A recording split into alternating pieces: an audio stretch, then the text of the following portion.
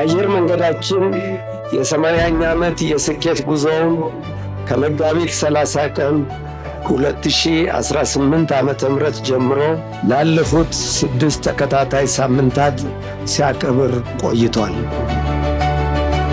አየር መንገዳችን ኢትዮጵያን ከዓለም ጫፍ ጫፍ የሚያስተዋውቅ ብርቅዬ ኩባንያችን መሆኑ ለማንም ግልጽ ነው።